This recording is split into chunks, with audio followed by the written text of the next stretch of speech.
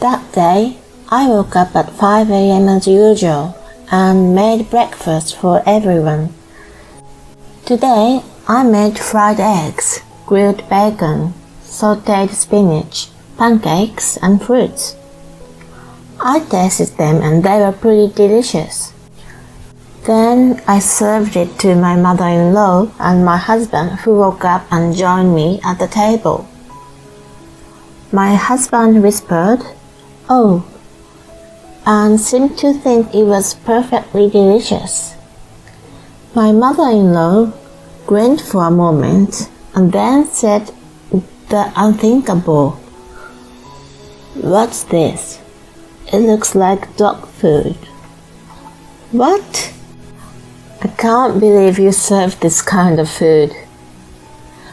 My mother-in-law never learns her lesson and said such a thing again. And my husband, after taking a bite, goes, "It tastes awful. I would rather eat dog food than this," agreeing with my mother-in-law. I lost my patience and stood up silently. Without saying a word, I threw all the food into the trash. My name is Mia, a 32-year-old housewife. Last year, I married a man named Sam, who worked at the same company. Newly-wedded life with my husband was going pretty well. My husband said he wanted me to be a stay-at-home wife, so I quit my job and devoted myself to housework. I had always lived alone for a long time, so I knew how to cook. Since I became housewife, I wanted to improve my cooking and tried many new recipes. Wow, this is really delicious. Really? I'm so glad. My husband would finish all the food I cooked, saying it was so delicious. And I was so happy that I wanted to devote myself to cooking more. But our happy newlywed life came to a sudden end. My father-in-law passed away, and my mother-in-law was left all alone.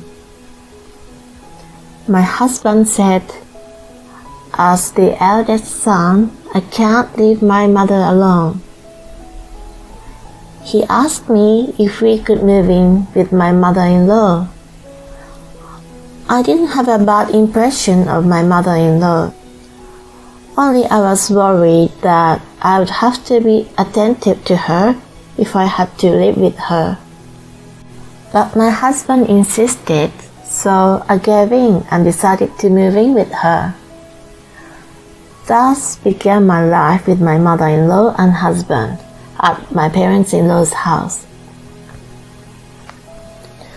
From a rather early stage, my mother-in-law started to treat me bad. My mother-in-law was always lazy and left all the housework to me. And yet, she would complain that I don't know how to clean well and that I don't pay attention to detail. Her most common complaint was about my cooking. One day, she would complain that the food was too salty, so I used less salt, and then she wouldn't eat it because it was too bland. After I finished cooking, she would complain that she is not in the mood for this dish today. The most annoying of all was about breakfast. Since my husband wanted to live with his mother-in-law at her house, he is now farther away from his work, and it takes him 1.5 hours to get there. That's why he leaves the house early in the morning. So I wanted to wake up around 6 a.m. to prepare something easy for breakfast, such as a simple toast and scrambled eggs or something like that. Then my mother-in-law got angry at me for serving such a light breakfast to the breadwinner of the family. She started telling me to cook a main dish, side dishes, and fruit. I tried to rebel, thinking that there was no way I could do such a complicated thing. But even my husband said, "Mama is right. I'm going to ask you to do it from tomorrow." With no one on my side, I had no choice but to comply with their unreasonable demands. But I was still in a good spirit at the time, so I was determined to make a perfect breakfast and surprise them. Then I started getting up at 5 a.m. to make breakfast. One day it was grilled salmon, sautéed spinach, eggs, and fruits. Another day I made an omelette with vegetables such as tomatoes, onions, and peppers. I also grilled sausages and put them on the side. Anyway, I made a variety of dishes and kept adding new ones. However, despite all my efforts, my mother-in-law would always criticize my cooking, saying, "What a horrible dish this is." My husband said it was delicious at first, but my mother-in-law repeatedly said it was horrible, so he began to talk like her. My husband has always been a bit of a mommy's boy, but when we moved in together, it got worse. Now he blindly listens to his mother's opinion and agrees everything she says. They would criticize my cooking every day, saying it was bad. So I gradually lost confidence in my cooking, while it is tasty to me when I eat it by myself. But as they continue to tell me that my food tastes bad, I started to think that I had no talent in cooking. Then I received an invitation to a home party. It was a potluck and I was asked to bring a dish to the party. So, although I was a little worried, I cooked a dish and brought it to the party. My dish was a big hit with the guests, and everyone told me it was delicious. This convinced me that it was not my cooking skills, and it was my mother-in-law who was crazy. I later called my mother-in-law and my husband into the living room and told them to stop criticizing my cooking. I also explained that my friends gave me a lot of compliments for my cooking. My mother-in-law looked a little embarrassed. She said, "What? You are a boring wife who doesn't even get a joke?" "What? A joke?" Young people these days are so clueless. Don't be ridiculous. Do you know how much pain I'm going through? You're exaggerating. I don't know what kind of thought process you have. My husband also said, "Hey Mia, calm down. Don't embarrass my mother." What? Was it my fault? I wanted to have a proper discussion, but I felt like I was being played for a joke. All that remained was a gloomy feeling inside me. Then, one day at breakfast, I ran out of patience. That day, I woke up at 5 a.m. as usual and made breakfast for everyone. Today, I made fried eggs, grilled bacon, sautéed spinach, pancakes, and fruits. I tasted them and they were pretty delicious. Then I served it to my mother-in-law and my husband, who woke up and joined me at the table. My husband whispered, "Oh," and seemed to think it was perfectly delicious. My mother-in-law grinned for a moment and then said the unthinkable. "What's this? It looks like dog food." "What? I can't believe you serve this kind of food." My mother-in-law never learns her lesson and said such a thing again. And my husband, after taking a bite, goes, "It sure tastes bad. I'd rather eat dog food than this." He felt sorry for mother-in-law. I lost my patience and stood up silently. Without saying a word, I threw all the food into the trash. "What the hell are you doing? You going to waste the food? I'd rather throw it away than let you eat it." I wrapped my portion in plastic wrap and put it in the fridge. "What am I supposed to eat for breakfast?" "You can cook whatever you want." "We don't have time for that." "I don't care. You won't die if you skip one meal." My husband still wanted to say something, but it was time to go to work. So he gave up and left.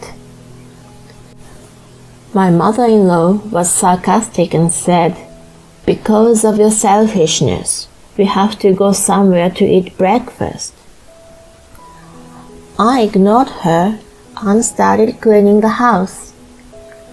Then I wrapped up my breakfast and put it in the fridge for lunch, and it was delicious. Then, during my lunch break, I got a message from my husband. "I had to buy a sandwich at the supermarket because you threw away my breakfast." Everyone at work said they felt sorry for me when I told them you didn't make me breakfast. I don't know what you're mad about, but tomorrow you're going to have to do better. Why are you acting like you're the victim and making me out to be the bad one? I was so angry that I immediately went to the city office to get the divorce papers. When my husband came home from work at night, I confronted him with the divorce papers. Both my husband and mother-in-law were surprised that I brought the divorce papers. "Oh, come on, a divorce over something trivial as that? You're so mentally unstable. No matter how many times I've warned you about the wife beating, you just said it was a joke. I was going through a tough time, but you didn't stop at all.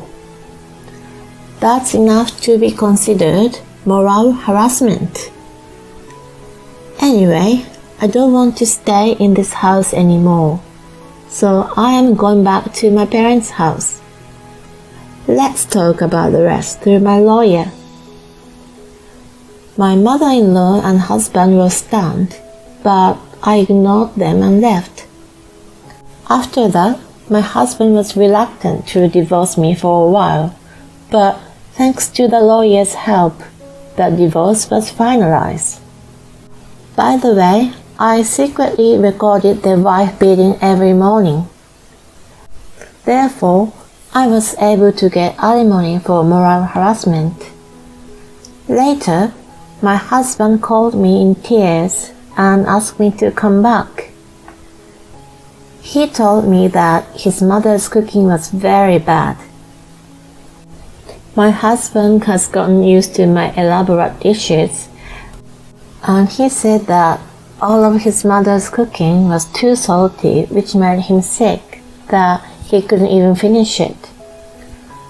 Furthermore, my mother-in-law has become so lazy because she left all the housework for me to do. Now she cleans the house with a great deal of fatigue, but it's too late for me to come back now. My love for my ex-husband has long since cooled off. I also had planned some revenge for my ex-husband. There are many of my ex-colleagues in his office, so I met with my former co-workers and told them the truth. I took pictures of the breakfast I cooked with different menus every morning. I created an account and posted them on Instagram. I showed my Instagram to my ex-colleague and explained to them that I had cooked such elaborate breakfast every day. My ex-coworkers told everyone at work about it, and word quickly spread throughout the company. Everyone gave my ex-husband a cold shoulder for harassing his wife, who was trying to be so good. He really deserves it. On the other hand, I was able to get a new job and I'm now living comfortably on my own. I don't have to get up at 5 a.m. anymore, and I sleep well every day.